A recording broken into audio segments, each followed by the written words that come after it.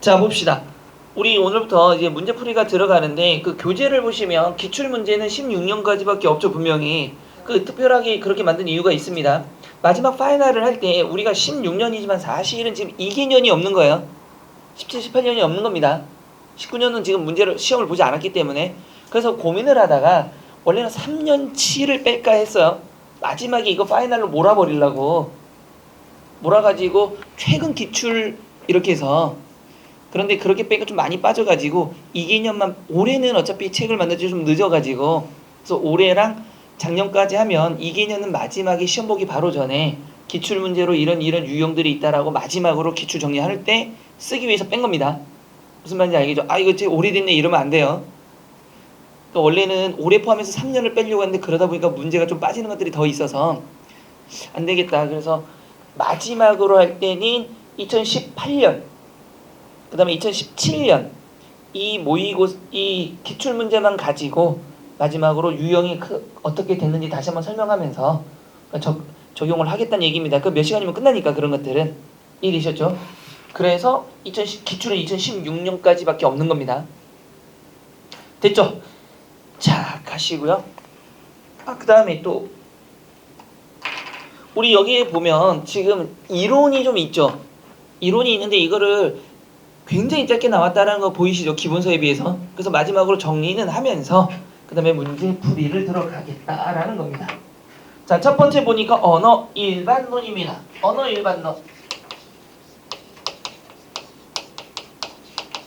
자, 여러분들 이제 이렇게 하면 이야기 쭉 나와야 돼요. 언어 일반론은 뭐가 나와? 기, 자, 사, 역, 분, 개, 추가 나오는 거죠. 기는 기, 호성, 자, 의성, 사, 회성, 역, 사성, 분, 절성, 개방성, 추상성이 있습니다. 자, 첫 번째 기호성이라는 건 뭡니까? 원래는 무엇과 무엇이다 의미와 뭐가 있는 거야? 형식이 있는 거죠. 음성 형식과 의미가 있는 거죠. 맞아요. 그런데 이건 모든 나라가 다 똑같아요? 절대 그렇진 않다라는 거죠. 맞아요. 야이씨, 이렇게 끄떡끄떡하면 어떻게 해? 아무 생각 없이 들으래 진짜. 내가 지금 말하고 있는 건 기호성이 아니고 뭘 말하고 있어 지금?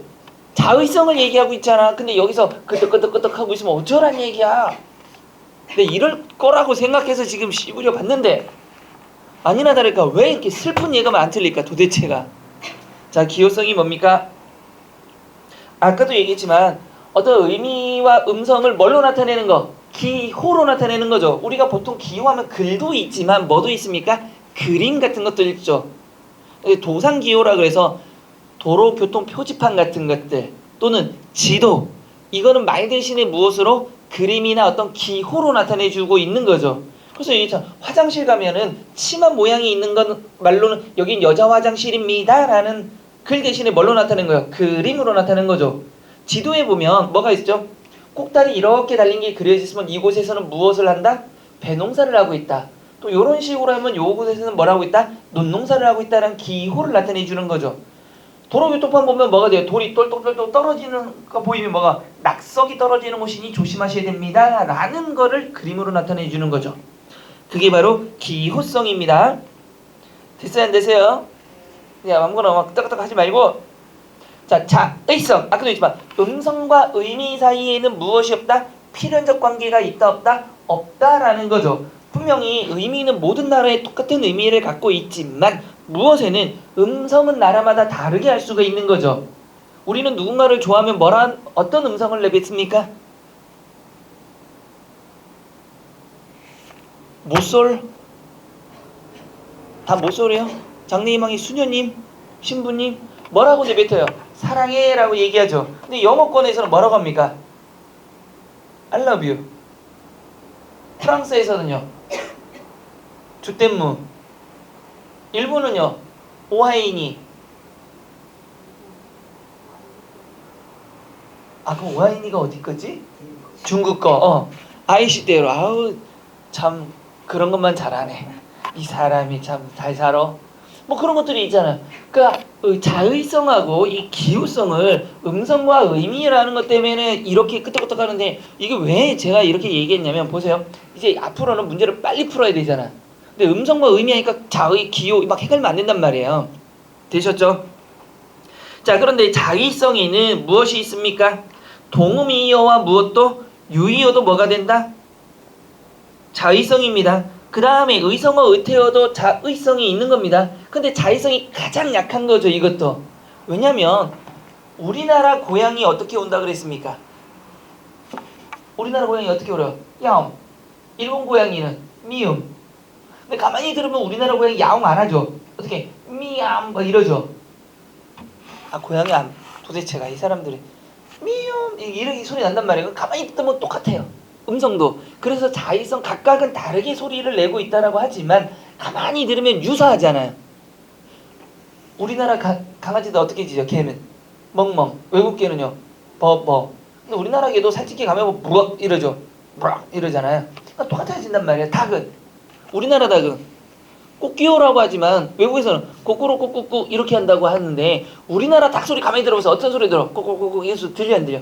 떨린단 말이에요. 그러니까 뭐가 제일 약하다? 자의성이 가장 약하다. 여기에 뭐 또 자의성이 있습니까? 역사성도 자의성이 있습니다. 자, 사회성. 사회성은 다른 말로 뭐라고 하는 겁니까? 바꿀 수가 없기 때문에 불역성이라 그러죠. 언중이 약속에 의해서 만들어지는 것은 누구도 뭐 할 수 없다? 바꿀 수가 없단, 개인은 바꿀 수가 없다는 얘기입니다. 그래서 얘를 뭘로 우리는 약속했는데, 분필이라고 약속했는데 나는 이거 분필 싫어, 나는 이거 자동차라고 할 거야 라고 어떤 개인이 바꾸면, 야 분필 갖고 와봐 하면 뭐 갖고 와야 돼요? 자동차를 갖고 오죠. 또는 야 분필 좋지 않니? 근데 난 분필 모르겠는데 라고 하면서 무엇이 안 됩니까? 언어 의사소통이 안 됩니다. 그래서 사회성은, 언어는 언중의 사회적 약속이므로 누구의 힘으로는? 개인의 힘으로는 바꿀 수가 있다 없다? 없다라는 겁니다. 됐죠? 그런데 역사성은 오랜 시간이 지나면 뭐 할 수 있습니까? 바뀌어 버린다는 얘기죠. 누가? 말을 하는 사람들이 그걸 안 쓰고 새로운 걸 사용하게 되면 바뀌는 불역성 대신에 가역성이 성질을 갖고 있습니다. 그래서 언어는 새로 만들어지기도 하고 성장되기도 하고 사멸되기도 하는 거죠. 그래서 신생, 성장, 사멸이라는 게 있습니다. 그래서 대표적 여러분들, 사멸은 아예 그게 없어져 버리는 거죠. 그러면 여러분들 가엾다가 뭐죠? 어여쁘다는 뭐죠? 어여쁘다. 어여쁘다, 우리 지금은 예쁘다의 개념이죠. 근데 예전에는 뭡니까? 어여쁘다가 가엾다, 불쌍하다 뜻이 지금 바뀌어서 뭘로 된 겁니까?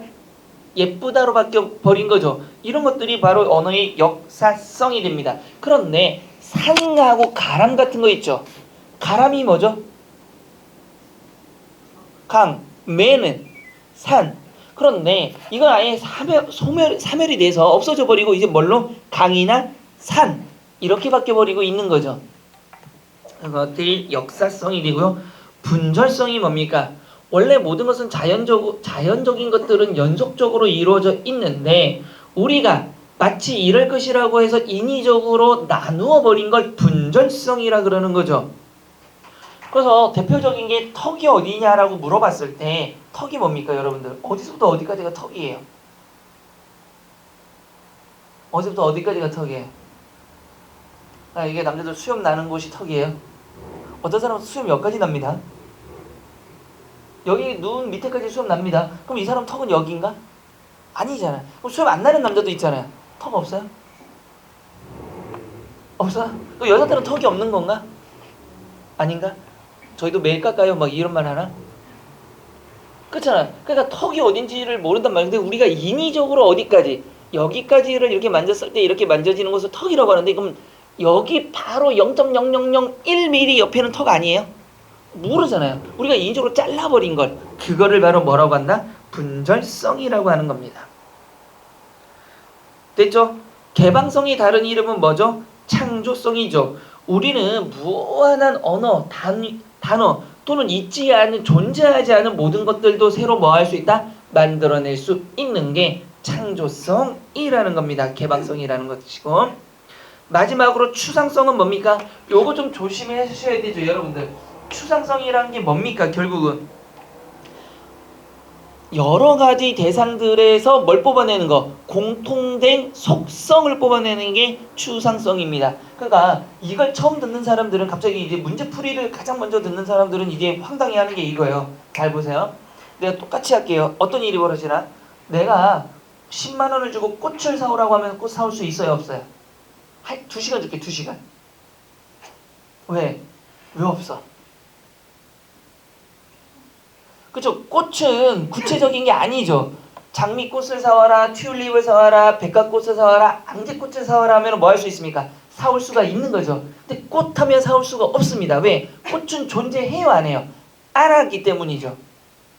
그러니까 원래 꽃이랑은 추상성을 가진 그것은 존재하지 않는 건데 공통된 속성이란 얘기예요.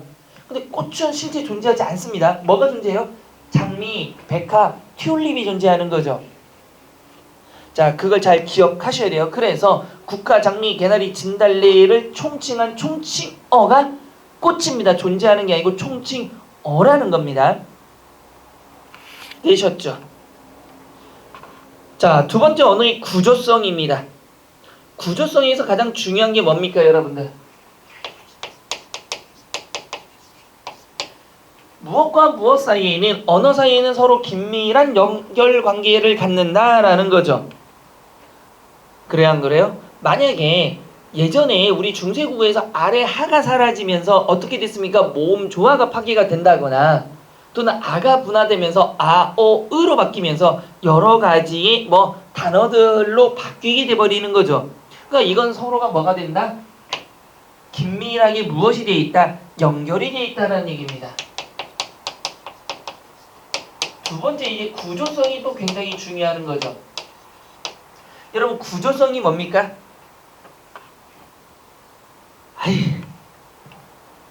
자, 의문은 최상의 단위예요? 최하의 단위예요?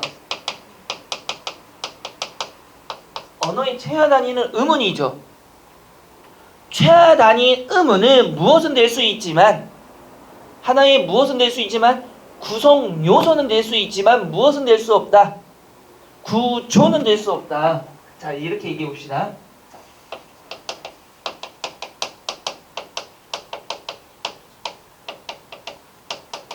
자, 이게 하나의 문장이라고 합시다. 그러면 이 문장과 문장이 모두 이루어지면 담화라는 게 있겠죠, 분명히. 자, 이걸 나누면 어떻게 됩니까? 이건 뭐라고 할까? 어절이라고 할까요? 아, 물론 여기 문장도 있지만 많이 쪼갤 수 없으니까 어절이라고 합시다. 그러면 여기는 뭐가 되죠? 철수 플러스 뭐가 됩니까? 가. 밥 플러스 뭐가 돼요? 을. 여기는요? 먹 플러스 뭐가 되는 겁니까? 먹 플러스 뭐가 돼요? 어절 다음에 내려와야 되는 게 뭐야? 단어. 단어 단위로 가면 먹는다. 근데 형태소로 가면요.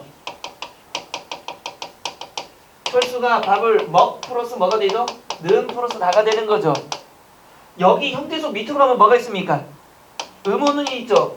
의문이 되면 뭐가 되죠? 치읓, 리을 이런 식이죠. 그러면 얘는 구조가 있어요? 없어요? 없어요. 얘가 모여서 하나의 형태소의 철수가 되는 거죠. 그럼 얘가 모여서 뭐가 되는 겁니까? 단어. 얘가 모여서 어절이 되는 거죠. 그러면 의문은 뭐는 되지만 구성 요소는 되지만 뭐가 안 돼요? 구조는 안 돼요. 그럼 형태소는요. 구조가 되면서 뭐가 돼요? 구성 요소가 되는 거죠. 왜? 의문이 구성 요소니까. 단어는요. 구조도 되고 구성 요소도 되죠. 구조도 되고 구성 요소도 되죠. 그런데 가장 큰 단위인 뭐네? 다만은 더 이상 뭐가 없어요.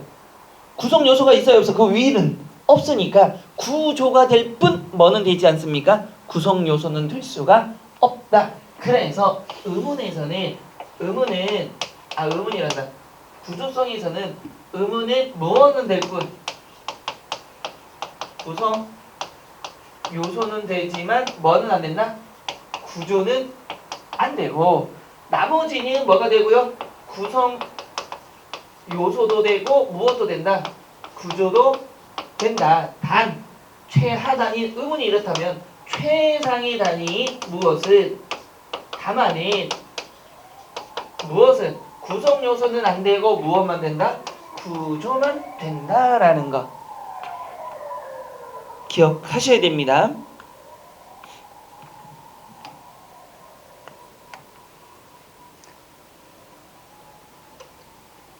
그리고 이 부분에서 제가 꼭 세 가지는 기억해 두라고 그랬습니다. 왜? 최악, 가장 작은 이런 것들이 공통적으로 들어가는 게 뭐가 있었습니까?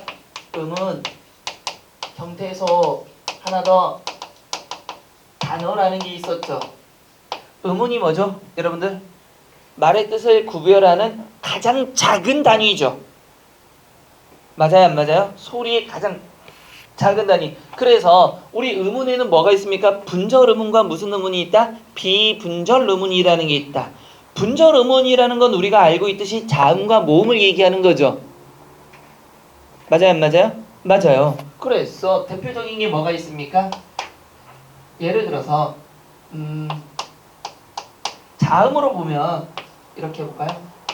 여기다가 시옷을 넣으면 뭐가 됩니까? 살. 설날 때 많이 먹어서 이제 빼야 될 살. 비읍을 넣으면요 발. 그 다음에 미읍을 넣으면 뭐가 되는 겁니까? 말. 뜻이 다 달라지는 거죠.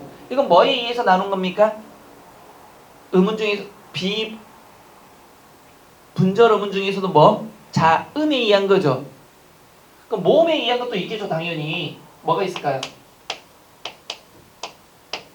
이렇게 있다면 아를 넣으면 발이 되는 거고요. 어를 넣으면 벌이 되는 거고요. 우를 넣으면 불이 되겠죠.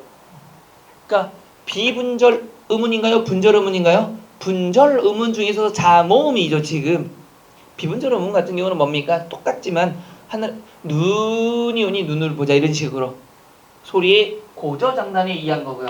그럼 형태소가 뭡니까 여러분? 뭐를 가진 이제 뜻을 가진 가장 작은 단위를 형태소라 그러는 거죠. 보세요. 뭐 어떻게 작은 단위죠? 뭐가 가장 작은 단위요?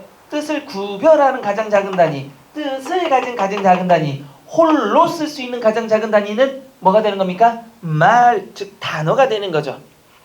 홀로 쓸 수 있는 가장 작은 단위가 단어입니다. 그래서 이 세 가지만큼은 좀 기억해둬라. 왜? 가장 작은, 최소 단위 이런 식으로 나올 수 있으니까 헷갈리면 안 되기 때문입니다. 되셨죠? 여기까지 하니까 이제 기억이 새록새록 나시죠? 세 번째 언어의 기능입니다.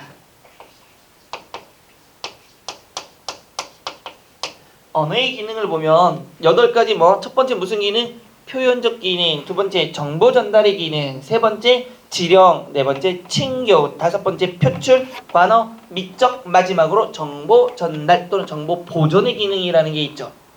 자, 그랬을 때 표현의 기능이 뭡니까? 자기의 생각과 사상과 감정을 무엇할 수 있는 거? 비춰줄 수 있는 기능. 그게 바로 표현 기능이고요. 간단한 거죠, 이거는. 근데 정보 전달 기능은 뭡니까? 비슷하지만 논리적이고 지적인 내용을 무엇해서? 기호화해서 이야기에 전달하는 기능이고요. 지령적 기능에서 가장 중요한 건 뭡니까, 여러분들? 지령적 기능에서 가장 중요한 게 뭐예요? 실제로 뭐 할 수 있게 하는 거, 행동할 수 있도록 하게 하는 것. 이게 가장 중요한 기능입니다. 춥지 않아? 에어컨 좀 켤까? 라고 얘기했으면 이거 무슨 기능이에요? 내가 이렇게 얘기했으니까 뭐 해야 돼 이제? 에어컨 켜요 안 켜요? 켜. 그럼 무슨 기능? 지령적 기능이 되는 거죠. 밥 먹으러 갈래? 근데 싫어?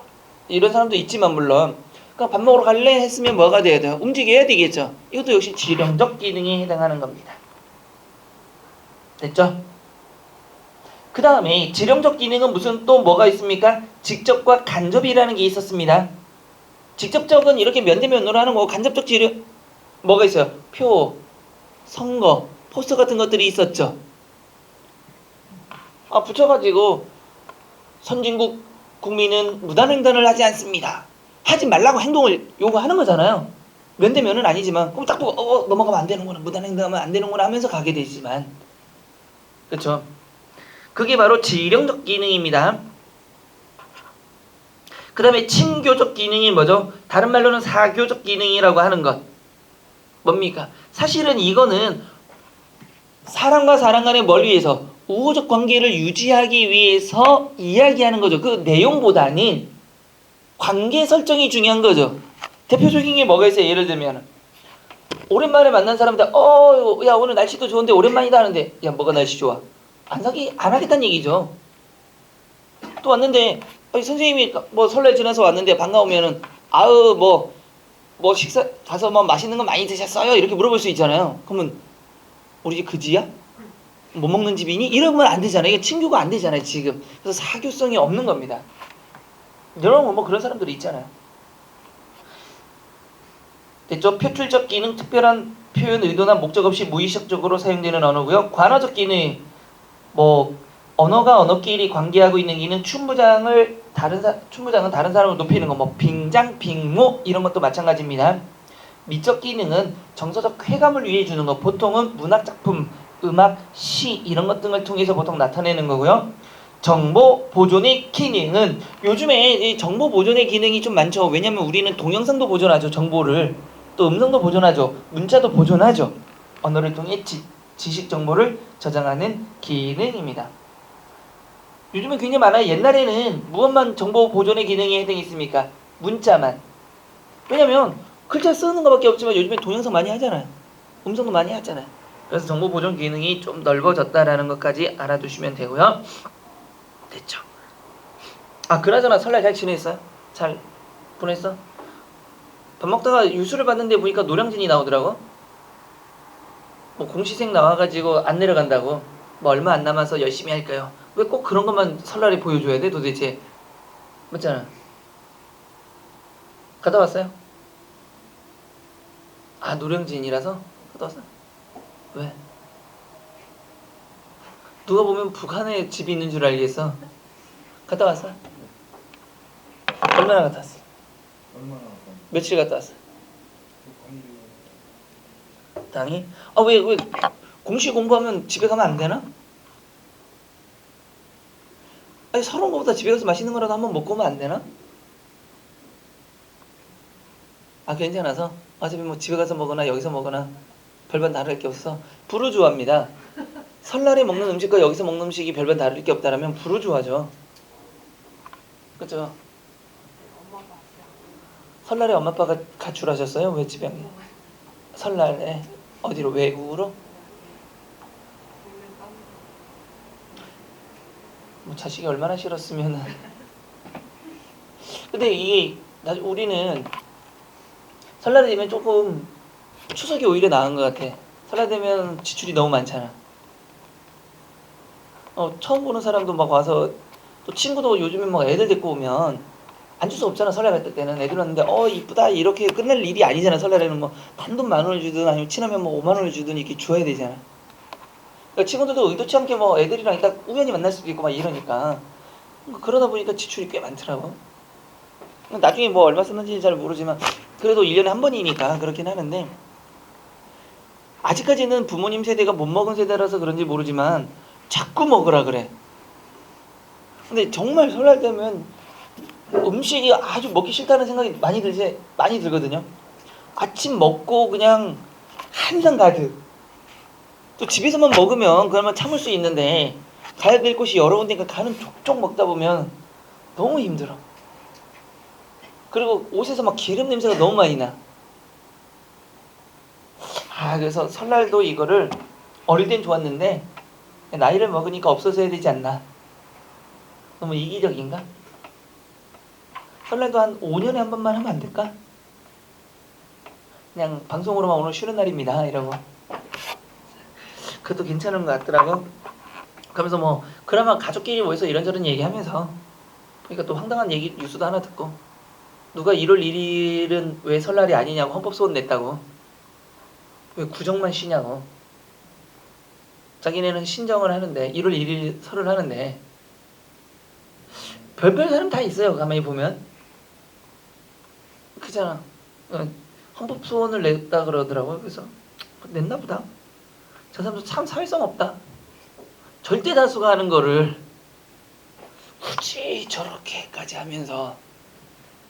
그죠? 자, 갑시다. 네 번째, 언어, 문화, 사회의 관계입니다. 언어, 문화, 사회의 관계.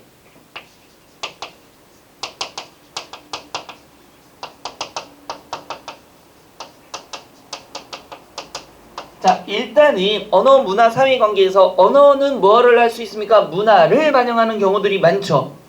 그래서 문화권마다 그 단어가 다릅니다. 같은 단어를 사용하더라도 어떤 문화권이냐에 따라서 세부적으로 사용할 수도 있고요. 추상적으로 뭉뚱그려서 사용할 수도 있다라는 겁니다. 예를 들어서 동양은 농경 문화가 발달되어 있죠. 특히나 쌀 문화가 발달되어 있으면 어떤 단어가 분화되어 있을까요? 쌀과 관련된 단어들이 많이 분화가 되어 있을 겁니다. 그래서 영어는 농경 문화라기보다는 목축과 그런 것들이 많다 보면 밀이죠, 밀. 그러니까 걔들은 그냥 라이스라고 끝내지만 우리는 쌀의 종류를 굉장히 많이 나누기도 하죠. 햅쌀, 좁쌀, 먼쌀 이런 식으로. 마찬가지로 눈의 개념도 마찬가지입니다. 우리나라도 눈이 내려요, 안 내려요? 내리죠. 동남아에서 그냥 눈은 눈밖에 없어요. 왜? 볼 일이 없으니까. 근데 우리나라도 눈이 오니까 무슨 한방눈, 쌀랑눈 이 정도도 나타날 수 있죠. 쌀랑눈 하면 어떤 느낌입니까? 소금 같은 것이 그냥 따닥따닥따닥 떨어지는 거고, 우박하면 손톱만한 것이 막 떨어지는 거고, 한방눈 하면 소리 없이 조용히 싹 내리는 눈이죠. 진눈깨비 하면 바람이 있어 흩날리는 눈. 근데 에스키모 같은 경우는 1년 12달 계속 그런 것들이 보이니까 뭐 쌓이는 눈과 안 쌓이는 눈을 다시 구분하고 거기에다가 또 눈의 종류를 세분화시킬 수가 있는 거죠. 이런 것들이 문화에 따라서 단어를 무엇할 수 있다? 달리 구별해서 사용한다라는 것이고요. 두 번째는 우리나라의 문화가 무슨 문화입니까? 대가족이죠. 됐죠? 유교 문화와 대가족 문화다 보니까 뭐가 되는 겁니까? 호칭이 달라지는 거죠. 그 다음에 대가족 사회다 보니까 공동체 개념인가 아니면 개인적 개념입니까? 공동체 개념이 발달했죠. 그래서 나보다는 어떤 단어를 사용하죠? 우리라는 개념을 갖고 있는 거죠. 그래서 우리 집, 우리 아빠 또는 우리 마누라 이런 거죠. 그래서 예전에도 얘기했지만 외국 사람들이 할 때 굉장히 한국 사람들이 이상하게 생각하는 것 중에 하나가 뭡니까? 친구 초대해놓고 우리 와이프 하면 와이프가 공유의 대상 이렇게 볼 수 있단 말이에요. 외국 사람들은 뭐라고 합니까? 마이 와이프지. 그렇잖아. 내 와이프잖아요. 그 다음에 집도 누구지? 마이 하우스지. 맞잖아요. 근데 우리는 애들이 집을 살 때 돈 일절 보태지도 않은 것들이 뭐라고 합니까? 우리 집 이러죠. 지분이 없는데도 불구하고. 지분이 있어요? 없는데도 우리 집이잖아. 아빠 집 해요? 우리 집 해요? 지분이 없는데 왜 우리 집이야? 그러니까 이게 바로 뭡니까? 공동체 사회, 대가족 사회에서 나온 거죠. 됐죠? 그러다 보니까 또 유교와 대가족이 함께 하다 보니까 뭐도 호칭어도 굉장히 많이 발달할 수밖에 없는 거죠. 그래서 우리나라는 솔직히 호칭어가 너무 힘들어요. 저도 얘기했지만 이제 명절에 가면 호칭을 다 모르니까 그냥 조용합니다. 안 불러요, 일부러. 답답하면 그냥 애 시키면 되니까. 호칭이 어렵잖아요. 근데 외국은 어떻게 보면 그게 좀 좋을 것 같아. 다 엉클이잖아요. 아니면 이름 부르기. 근데 아직까지 우리나라에서 이름 부르면 좀 싸가지가 없어 보이니까 그건 좀 그런데 삼촌이면 삼촌인데 뭐 백부 이게 너무 어렵더라고. 그래서 그냥 호칭도 그런 거에서 나왔다 정도 기억하시면 되고요. 그 다음에 유교문화다 보니까 남존여비 사상이 아직도 많이 남아 있는 거죠. 그래서 여자는 좀 뭐하다고요? 비하하는 발언들이 좀 있고요. 남자는 좀 존귀하는 발언들이 좀 많이 있죠. 대표적인 것들이 뭐가 있습니까? 미망인. 남편이 죽었는데 아직 살아있니? 이런 의미로서. 또 뭐가 있습니까? 처녀작 같은 것들. 왜냐면 그러면 총각작도 있었는데 처녀작의 뜻이 뭡니까? 아직 잘 다듬어지지 않는 처음 나온 글이란 뜻이죠. 그러니까 좀 안 좋을 때는 여자의 이야기를 좀 많이 붙이죠. 그래서 이런 연놈들입니까? 놈년들입니까? 연놈들이죠. 안 좋은 건 여자가 먼저 오는 거예요. 좋은 거는 남자가 앞에 오는 거죠. 그래서 대표적인 학부형, 학부모 모임. 학교는 거의 99%가 우리 때만 하더라도 99%라기보다는 거의 100%가 누가 갔을까요? 엄마가 학교 모임에 갑니다. 근데 학부형, 지아비 부자에다가 형이에요. 그러니까 가기는 엄마가 가는데 이런 것들은 다 누가 우선? 남자 우선이니까 아빠 형이죠. 그럼 엄마가 이건 아니다니까 학부모가 된 거죠. 그 다음에 아빠 가지도 않는데. 그렇잖아요. 그래서 이제 그런 것들은 남자 우선. 근데 여기서는 하나 좀 잘못 알고 있는 것들이 이제 여러분들이 남자는 하늘 여자는 땅이 있죠. 남자는 하늘이고 여자는 땅이야 이런 말 있잖아요. 이거 좋은 말이에요, 나쁜 말이에요? 나쁜 말로 알고 있는데 내가 질문하는 거 보니까 이게 아닌 거는 같고. 요즘에 괜찮아요? 그 남자 가서 딱 사귀는데 남자는 하늘이고 너는 땅이야 이러면 그래? 너 하늘 해라 이렇게 그럼 무시 수준이고 원래 남자 하늘 여자 땅은 원래가 맞는 겁니다. 이거 음양오행에서 나온 거죠 사실은. 곡식을 기르는 게 뭐죠? 땅입니까 하늘입니까? 땅이 곡식을 길러내는 거잖아요. 여기서 씨앗이 트고 점점점 자라는 건 땅이잖아요. 근데 어디에서? 하늘에서 뭘 줘야 돼요? 비도 주고 눈도 주고 햇볕도 주고 해야 되잖아요. 그러니까 실제로 관여는 하지만 키워내는 건 뭐예요? 땅. 그래서 이것을 전부 다가 우리가 먹을 때까지는 땅에서 나는 거잖아요. 그래서 음양오행은 여자가 애를 이 뱃속에서 잉태하잖아요. 이게 땅인 거예요 이게. 그러니까 남자가 씨를 주고 그러니까 하늘인 거죠. 근데 이놈의 조선시대 와서는 남자가 위에 있어 라는 개념으로 변질되면서 남자는 하늘이고 여자는 땅이 어디 여자가 그러잖아요. 요즘에 만약에 그런 남자가 있으면 아까식으로 그래 너 하늘 해라. 하늘 하니까 나가라. 도장만 찍고 가라 해? 이렇게. 요즘에 좀 시대가 바뀌었어요. 원래는 좋은 게 좀 잘못되게 변질되어 있다라는 거요. 그 다음에 우리나라는 무엇이 발달되어 있죠? 장문화가 발달되어 있어 장도, 고추장, 된장, 쌈장 등등등등 여러 가지가 있는 거죠. 근데 외국에서는 전혀 이해 못하잖아요. 됐죠? 치즈가 발달된 나라에서는 치즈의 이름이 여러 개가 있을 겁니다. 그래서 우리 어릴 때는 그냥 치즈는 치즈 하나 있는데 이제 점점 외국 치즈들이 많이 들어가니까 뭐 모짜렐라 치즈 또 뭐가 있어요? 체다? 또 뭐가 있죠? 뭐 나나 여러분이나 뭐 아는 거라고는 두 개 끝났으니까 뭐 또 여러 가지 치즈가 있더라고 보니까 난 치즈 이름도 어렵던데 또 그런 게 있겠죠 그 나라에서는. 두 번째 언어가 사고에 영향을 주는 경우 이거 잊을만하면 한 번씩 나오는 거죠. 언어와 무엇의 관계? 사고의 관계입니다. 그래서 언어가 사고를 지배하느냐 사고가 언어에 영향을 주느냐에 따라서 우위론이 결정되는 거죠. 자 그래서 보세요. 언어가 뭐에 영향을 주는 경우 사고에 영향을 주는 경우는 언어가 우위에 있다는 얘기죠. 그래서 여러 개의 색종이 중에서 이름을 아는 색깔의 종이를 제일 먼저 골라낸다. 내가 아니까 언어를 통해서 이 색을 아니까 그것부터 한다는 얘기예요. 근데 반대로 사고가 언어를 지배하는 경우는 이쪽 저쪽과 같이 자신에게 가까운 쪽을 먼저 표현한다라는 겁니다. 근데 이거는 사실은 뭐가 맞다라고 보기는 어려운데 시험 문제 나올 때는 언어가 우선이냐 사고가 우선이냐에 대해서 나옵니다. 요즘에는 뭐 둘 다 같이 봐야 되는 거죠. 그 가장 대표적인 게 뭡니까? 배우지 않아도 알 수 있다라는 건 언어 우선일까요? 사고 우선일까요? 사고가 우위란 얘기죠. 이런 것들이 대표적으로. 넘기셔서 음성 언어와 문자 언어입니다. 얘들의 공차는 기억해 두시길 바랄게요. 음성 언어와 문자 언어는 둘 다 뭔가 정보 전달을 하는 데 사용되는 겁니다. 그런데 차이는 음성 언어는 뭐라 하는 거고요? 비조직적이고 대면 상황이고 동시적이고 학습 과정이 없다라는 건 뭐냐면요. 비교적 뭐하게 한다? 쉽게 익힐 수 있다라는 겁니다. 그러니까 잘하면서 여러 사람의 이야기를 듣다 보니까 나도 자연스럽게 하게 되는 거죠. 특별한 뭐가 필요 없죠? 훈련 과정이 별로 필요가 없다라는 겁니다. 근데 훈련 과정이 필요 없다고 해서 무조건 하는 게 아니라 뭐에 비해서 문자 언어에 비해서 훈련 과정이 필요가 없다라는 겁니다. 되셨죠? 그러니까 왜냐면 여러분들 말을 배울 때 그냥 자연스럽게 엄마부터 해서 하다 보니까 지금까지 말은 더럽게 잘하잖아요. 근데 뭘 못해요? 문법 못하잖아요. 왜? 학습이 잘 안 돼 있으니까. 띄어쓰기 잘 안 되잖아요. 근데 말은 더럽게 잘하잖아요. 왜? 학습이 안 됐으니까 띄어쓰기가 안 되는 거예요. 문자 언어가 안 된다는 얘기예요. 자, 문자 언어입니다. 조직적이고 거리가 존재하고 비동시적이며 학습 과정이 필요하다. 훈련이 필요하다는 얘기죠. 비동시적이란 건 뭡니까? 내가 쓰고 있으면 볼 수 있는 사람이 한정되어 있는데 반대로 음성 언어는 만약에 내가 유튜브를 한다면 뭐가 되는 거야? 어마어마한 거죠 사실은. 뭐 많게는 수십만 명이 동시에도 접속하고 볼 수 있잖아요. 그리고 여기는 다 나오진 않지만 사실은 음성 언어와 문자 언어 중에 어느 게 쌍방일 가능성이 높습니까? 당연히 음성이죠. 쌍방이라는 거는. 심한 경우 너무 쌍방이니까 싸움이 나죠. 야, 내가 말할까 네가 말할까 조용히 해 하면서.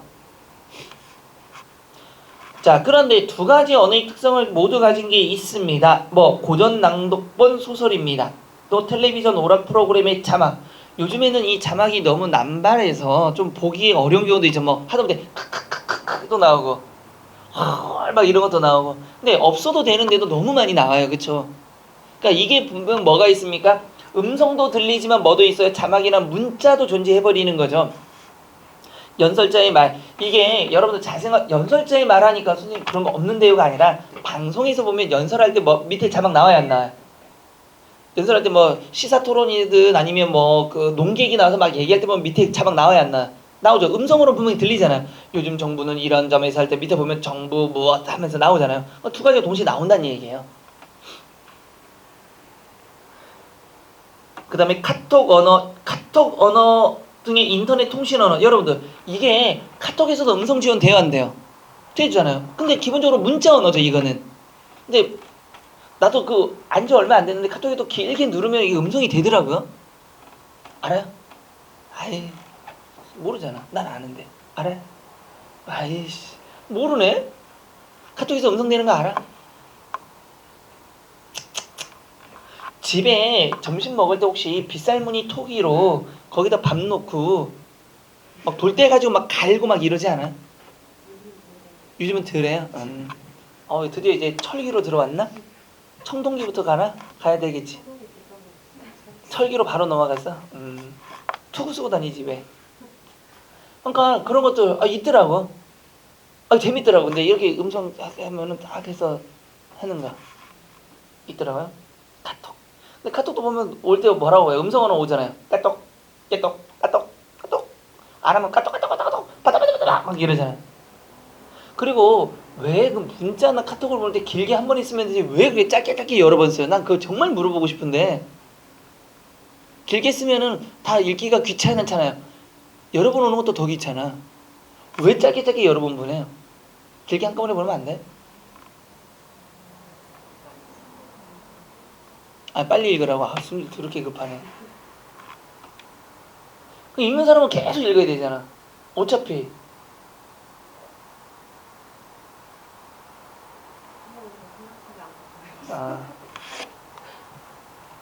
갑시다. 저녁에 그렇게 보면 되게 민폐라. 특히 학생들 입장에서 보면 뭐 여러 개 보는다. 선생님 질문 있어요. 한 번에 보내도 되잖아. 카톡을 3번이나 들어야 되니까.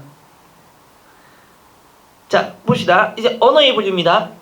언어의 분류. 무엇이 있죠? 언어 분류는 크게 두 가지로 나눴을 때 무엇과 형태상 분류와 계통상의 분류가 있다. 자, 형태상의 분류는 뭐죠, 여러분들?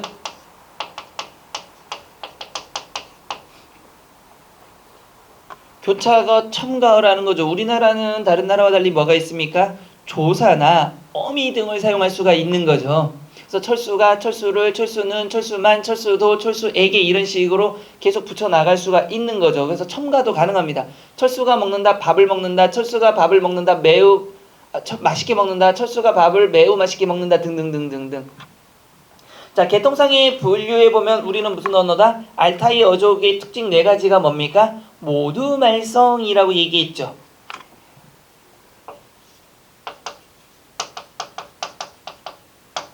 물론 이 말음 법칙이라는 건 지금 사용하지 않지만 좀 외우기 쉽게 하기 위해서 모두 말성입니다. 그래서 모는 뭐죠? 모음 조화. 두는 두음 법칙. 말은 말음 법칙. 우리가 말하는 뭡니까? 음절 끝소리가 되는 거죠. 그 다음에 성은 성의 구분이 없다라고 얘기하는 겁니다. 모두 말성이 계통상의 특징이 되는 겁니다. 되셨죠? 우리 알타이 어족이라는 것도 알고 있을 거고요. 두 번째로 국어의 특질이 되는 겁니다.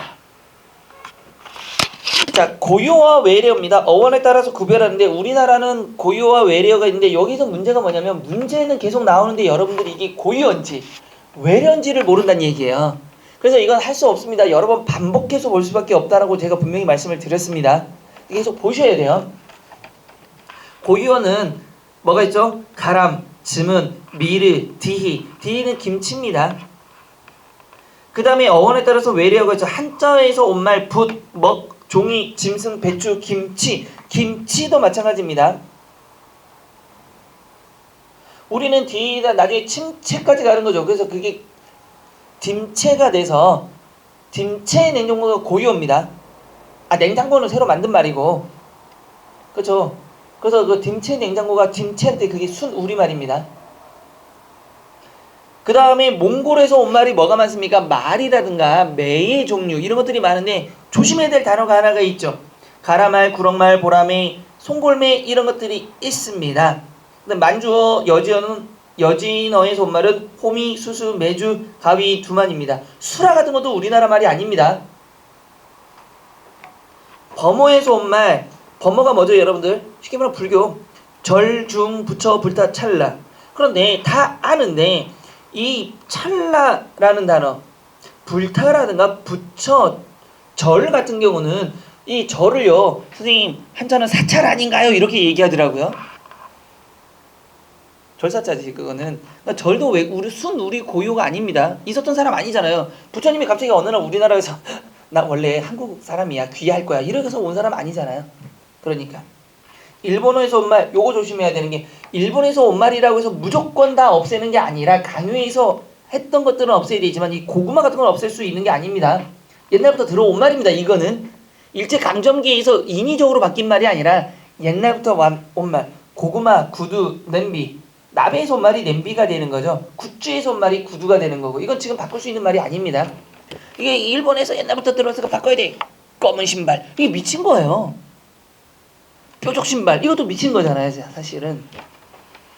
서구에서 온 말 고무, 담배, 빵. 빵도 포르투갈어죠. 가방. 가방도 외래어입니다. 자, 사회성에 따른 구분을 보시면 여기다 쓸까요? 여기서 볼 때는 표준어와 방언을 구분하셔야 되는데 표준어의 특징이 뭐가 있죠? 표준어의 기능. 표준어의 기준이 뭐가 있습니까? 몇 가지? 세 가지 기준이 있는 거죠.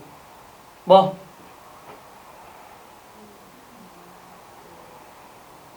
아니 이건 표준어의 조건 세 가지. 기능이라고 하면 돼요. 조건 세 가지가 뭐가 있습니까? 시대 조건, 계층 조건, 또 지역. 시대 어느 시대? 현재. 계층, 교양이 있어야 되고 지역, 서울. 이거 조심하셔야 돼요. 조건이 세 개고 표준어의 기능은 몇 가지입니까?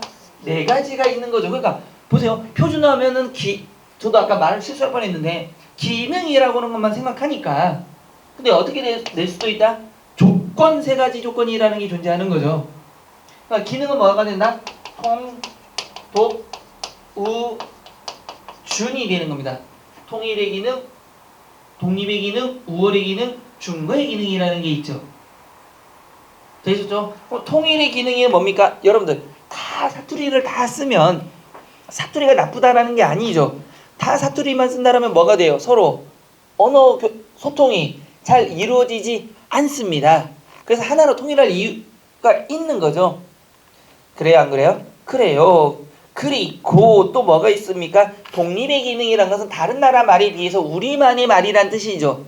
그 다음에 우월의 기능은 뭐가 되는 거죠? 이것도 시험에 나오는데 어떤 사람이 시골에 있는 사람이 서울 말을 쓰면 그게 뭐가 된다? 우월하다라고 보는 거고 중거는 틀이 있다라는 거죠. 그 틀이란 건 표준의 조건 세 가지, 시대와 계층과 지역이라는 거. 그러면 신라 시대의 말은 표준어가 될까요? 안 될까요? 신라는 천년간 이루어졌죠. 경주 말은 표준어가 될까요? 안 될까요?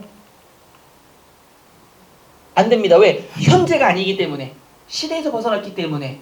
그 다음에 또 뭐에서 벗어났어요? 계층은 될 수 있다 칩시다. 그렇지만 뭐도 안 돼요? 지역도 안 되는 거죠. 그래서 표준어가 될 수가 없는 거고 옛날 표준어겠죠. 그거는. 그 다음에 방언이라는 것은 같은 언어권에 속하지만 지역에 따라 각기 특이한 언어 특징을 가진 말, 지역방언, 은어, 속어, 비어 등이 이에 해당한다. 자, 지역방언이 여러분들 방언은 크게 무슨 방언과 무슨 방언? 지역방언은 물리적인 지역을 나눈 방언입니다. 그래서 우리 제주도 방언, 경상도 방언, 경기권 방언, 그쵸? 이렇게 나누는 건 바로 지역 방언이고요. 그 다음에 무슨 방언이다? 사회적 방언이라는 것도 존재하는 거죠. 여러분 사회적 방언이라는 게 뭡니까? 직업, 성별, 나이 이런 것들에 따라서 무엇 할 수 있다? 나눌 수 있는 게 사회적 방언입니다. 그럼 성별의 방언이 뭐냐면 이게 저런 거죠. 이게 나 세게 안 했는데 너무 반응을 빨리 오니까 내가 부담스러워졌어. 보통 이렇게 하면 뭐지 하고 보는데 이렇게 할 때 여자 같은 경우는 일반적으로 어떻습니까? 이렇게 딱 깜짝 놀라면 엄마 이러죠. 남자는 이씨 이러잖아요. 그럼 남자와 여자가 어떻게 말하는 게 같아야 달라요. 달라요. 이게 성별 언어예요. 성별 방언이라고 하는 겁니다. 이런 거를. 근데 가만히 들어보면 분명히 아버지 말투와 어머니 말투가 좀 다릅니다. 엄마가 어떤가 비교적 욕을 안 하면서 이렇게 하는데 아버지는 이라 이씨 막 이런 식으로 이런 것도 뭐가 되면 저를 보시지? 이런 것도 뭐가 된다? 사회적 방언에 해당하는 겁니다. 근데 요즘에 젊은 친구들은 그러더라고요. 좀 어린 친구들은 뭐 남자나 여자나 똑같이 욕하는데요. 라고 얘기하죠. 근데 언젠가 오랜 세월이 지나면 이거에서 성은 빠질 수도 있겠죠. 정말 이렇게만 다가버린다라면. 그렇죠? 그 다음에 뭐에 따라서 직업에 따라서도 뭐가 된다? 방언이 나눠진다라는 거. 대표적인 게 칼을 가지고 우리 여기 몸에다가 그림을 그리는 오빠들은 뭐라고 합니까? 이 칼을 연장이라고 보통 하죠. 연장 챙겨라 이런 식으로. 근데 하얀 가운을 입는 사람은 메스. 근데 부엌에서 하시는 엄마 입장에서 보면 그냥 칼이죠. 그렇죠? 그거에 따라서 달리 쓴다. 그러면 연령에 따른 방언은 뭐죠? 특정 언어를 했을 때 특정한 연령에서만 쓰는 단어들이 있는 거죠. 할아버지와 대화를 하다 보면은 우리가 쓰는 말들을 모르는 게 많습니다. 할아버지한테 가서 할아버지가 80 나셨는데 할아버지 라베 가요 이러면 어떻게 해요? 아 베라 가요 그러면 어떻게 해요? 그래 이거 베라 뭐 이럴 거 아니에요. 그러니까 말이 안 통한다는 얘기잖아요. 이런 것들이 바로 뭐가 된다? 연령.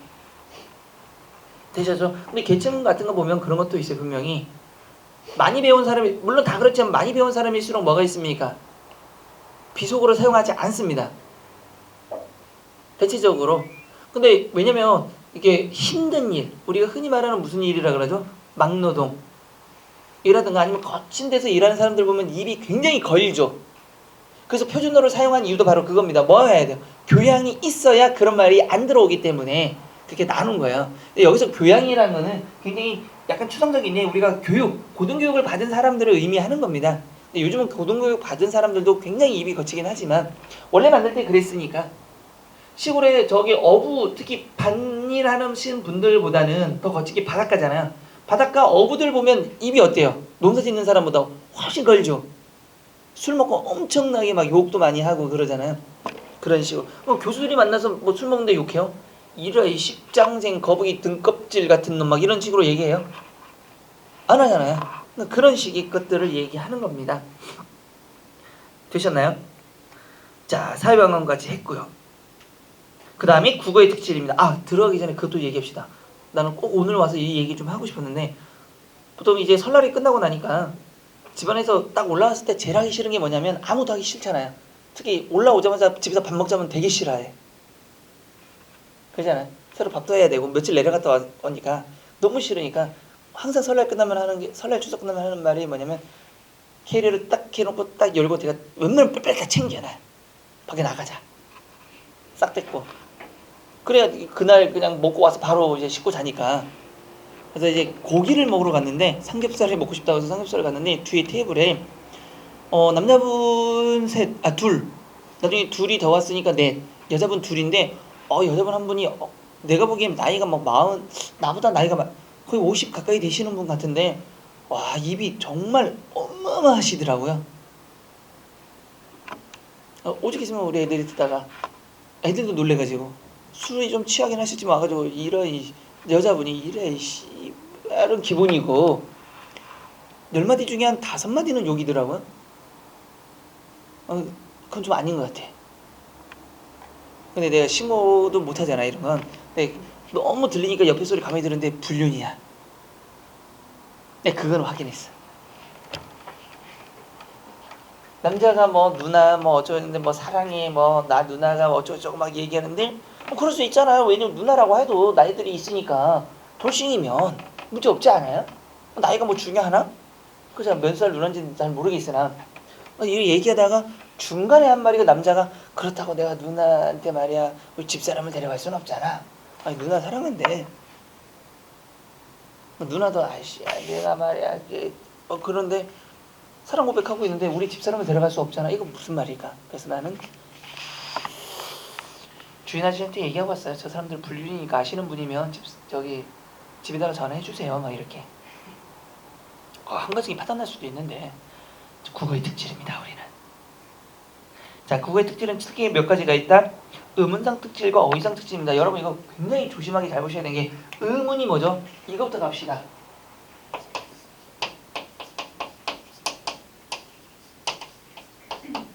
이것부터 구분합시다. 의문이 뭐고 어휘는 뭐죠? 의문은 뭡니까? 뭘 말하는 거죠? 이건 뭐? 발음.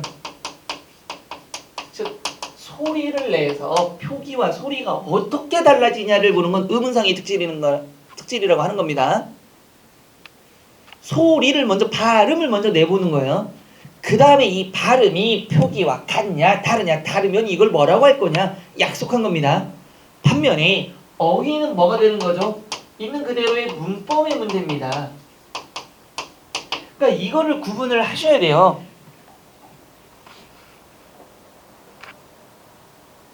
됐어요 안 됐어요? 그래서 첫 번째 의문상의 특질만 한번 얘기해 봅시다. 의문상의 특질 여러분 책 보지 말고 얘기해 보세요. 뭐가 있어요? 첫 번째는 무엇? 파열음에 무엇이 있다? 삼중 체계라는 게 있죠. 이거 좀 이따 설명 다 할 겁니다. 두 번째는 뭐 있어요? 여러분들 생각나는 대로 얘기해 보세요. 무슨 법칙? 머리부터 가는 거죠. 머리. 무슨 법칙? 두음 법칙이 있습니다. 세 번째는 조화가 일어나야 되죠. 그 다음에 음절 끝소리.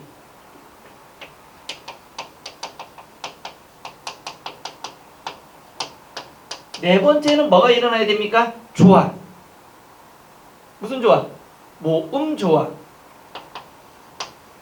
조화가 일어났으니까 이제 뭐도 일어나야 돼요? 동화도 일어나야 되는 거죠. 그래서 동화현상. 넓게 보면 동화현상입니다. 됐어요? 안 됐어요? 자음 동화가 있는 거고요.